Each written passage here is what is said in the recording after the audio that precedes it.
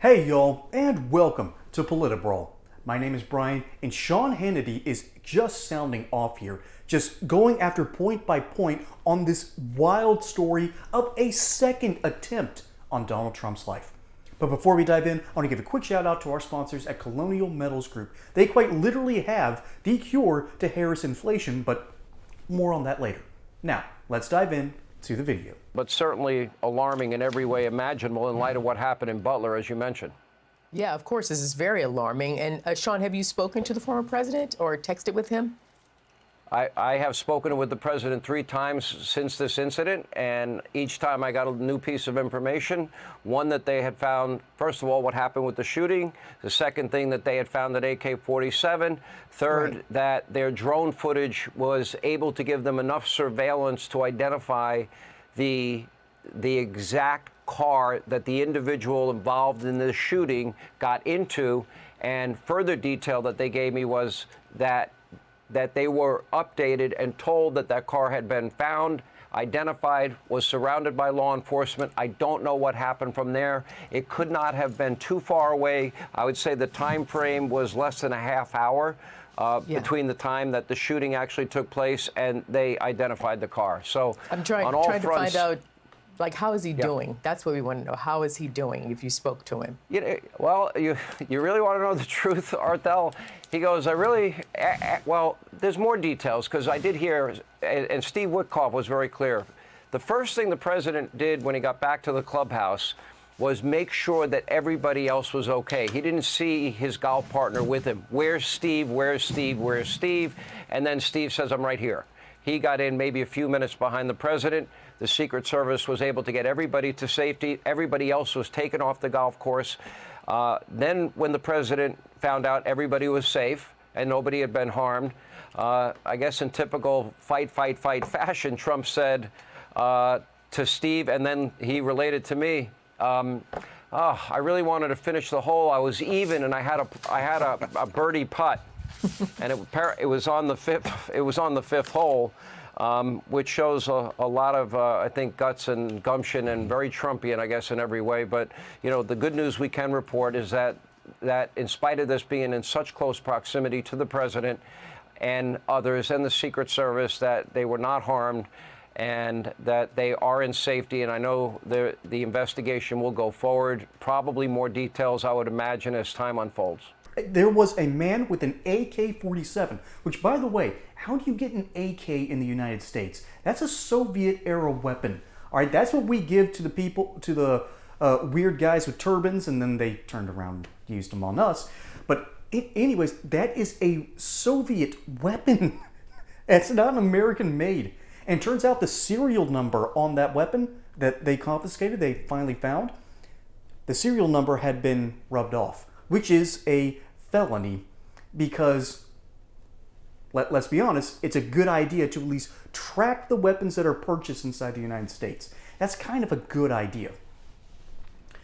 So ultimately, this man snuck past the Secret Service, got onto Trump's golf course, and was in firing range with the ability to take a shot at Trump. Now, fortunately, they found him before there could have been an incident, but man, I'm not going to blame Secret Service. This is their jobs. Someone slipped through the net briefly, but they found him, which means that they are doing better. But the fact that this man was apprehended and not shot at is raising some suspicions. The fact that this man has now gone so viral, and it's easy to find information on him. You couldn't find any info on Crooks, the guy who took a couple of shots and took the ear off of Trump. You couldn't find diddly squat about that dude. Hey y'all, in case you haven't noticed, this has gone to this. It is absolutely insane. What the feds have done, constantly printing money, making sure that your dollar becomes less and less valuable, has hurt the economy and has probably hurt you in ways that you can't even imagine yet. That's why we partner with Colonial Metals Group. CEO Paul Stone and his associates understand the ins and outs of protecting your hard-earned dollars backed by gold, silver, and other precious metals.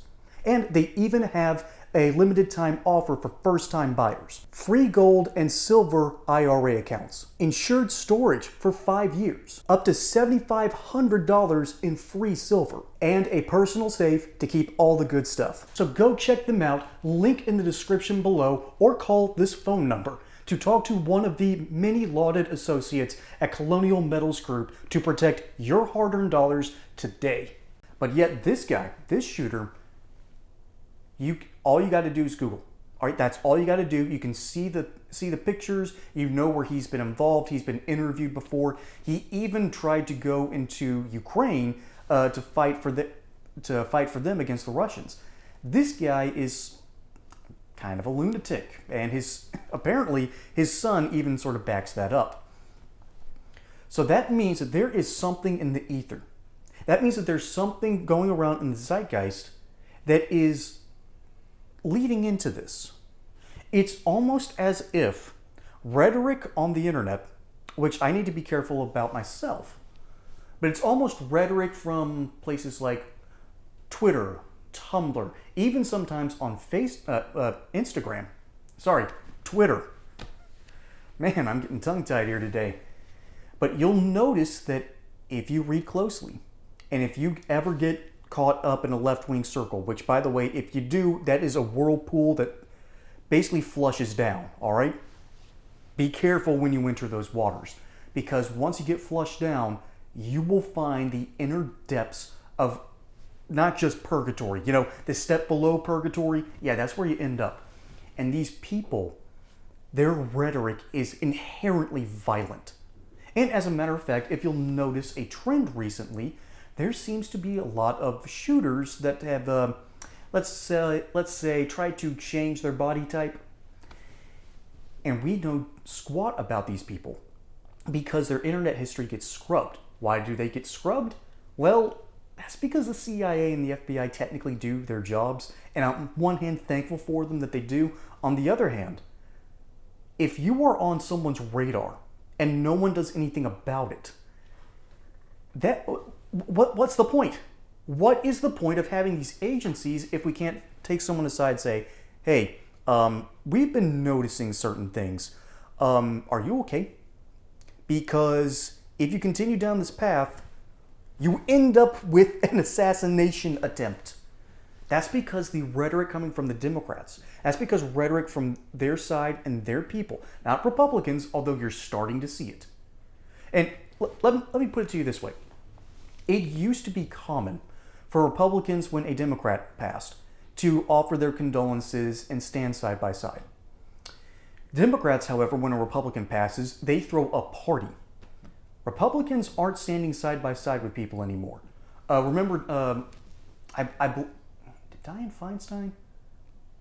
I can't think of a great recent Democrat death recently, but I do know this. The Republican rhetoric is starting to get a little rough. And that's a problem, because rhetoric will ultimately incite something. In the modern age where we have the internet, when we can access anything we want, and these algorithms specifically target us to interact and react, which means it's got to get something just visceral, something from your gut. When that happens, people need to be careful, because we know that lefties on Twitter, on Reddit, on Tumblr, they go off on these disgusting rants about death wishes and death threats. Republicans and conservatives are starting on that road too, so be careful when you dip your toes into these waters. All I'm saying is that the rhetoric of one side is definitely worse than the others. And it's causing an effect where now the conservative side, which used to be the moderate, we're not going to try anything, it used to be a moderate space. That rhetoric is no longer being taken out of context. It's no longer being held back. People are getting angry out there, and it's getting worse. But ultimately, leftist rhetoric is causing this stuff. It is causing these actions, and it's just going to get worse. Folks, my name is Brian. Hope you enjoyed that segment here on Political Brawl. Don't forget to like and subscribe. Catch you on the next one. And until then, y'all have a good one.